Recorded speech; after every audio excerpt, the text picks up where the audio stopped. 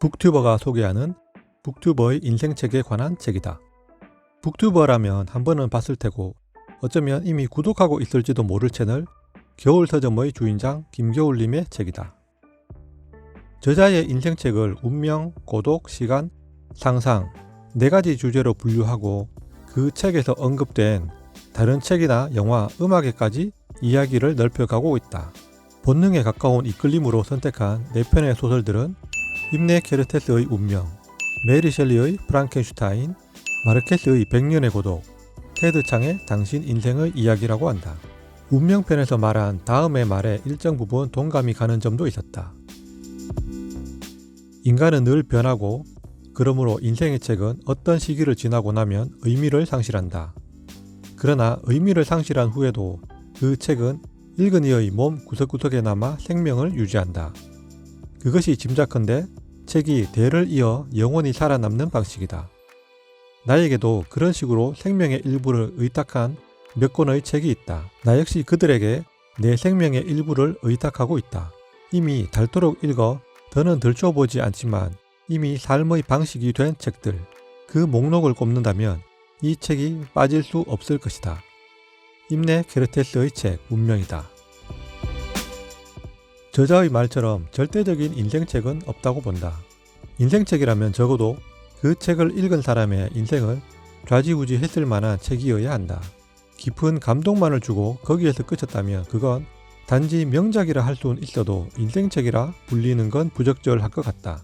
아쉬운 일인지 안타까운 일인지 모르겠지만 올해 기억에 남은 책, 인상 깊었던 책은 몇 권 있었지만 내게 아직은 인생책이란 타이틀을 붙일 만한 책은 없었다. 겨울서점에 인생책으로 꼽힌 책들을 읽지는 않았더라도 한 번쯤은 들어봤을 만한 책들이다. 하지만 아직 읽지는 않았고 솔직히 읽지 않을 확률이 더 높은 것 같다.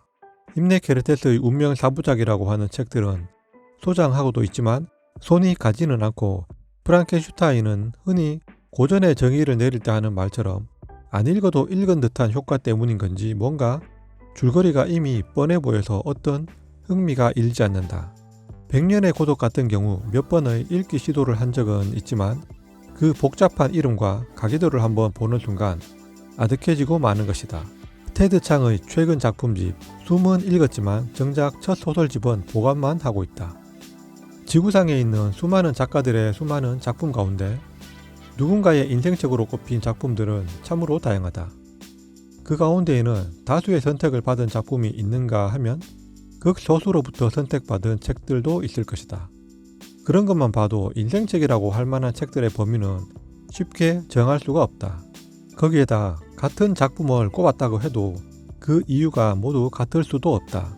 인생책이란 말에 과잉 반응을 할 필요는 없지만 때론 너무 쉽게 인생책이라는 말을 내걸고 이야기하는 걸 볼 땐 그만큼 그 책들의 무게감은 떨어질 수밖에 없다. 20대의 인생책, 30대의 인생책, 40대의 인생책, 제 각각의 모습으로 다가올 것이고 그때마다 인생책은 계속 바뀔 것이다. 어쩌면 읽는 모든 책이 인생책이고 읽는 모든 책이 단순히 읽고 마는 일회용 책으로 지나갈 수도 있다. 인생책이라기보다 좋은 책이란 다음 책으로 안내를 하는 책이라고 생각한다. 100년의 고독을 다루면서 명상록을 다뤘다는 저자의 말처럼 한 권의 책을 읽다 보면 그 안에서 다른 책을 직접 소개하거나 읽어야 할 필요를 느끼게 하는 경우가 있다. 인생이라는 계단은 점프를 할 수가 없어서 오로지 한 계단 한 계단 싫든 좋든 밟아 나갈 수밖에 없다. 관성적으로 살아갈 수 있는 하루라는 계단이지만 어떤 안내자를 만난다면 관성의 방향은 바꿀 수가 있을 것이다. 한 권의 책이 하나의 계단이 되어준다면 읽어나가는 모든 책이 계단이 될 것이다. 물론 그 계단이 어디에 가닿을지는 알 수가 없다. 무턱대고 책만을 쫓아가다 보면 막다른 길에 가닿을 수도 있다. 책과 독서에 대한 맹신을 경계하면서 때론 책을 던져놓을 필요도 있을 것이다.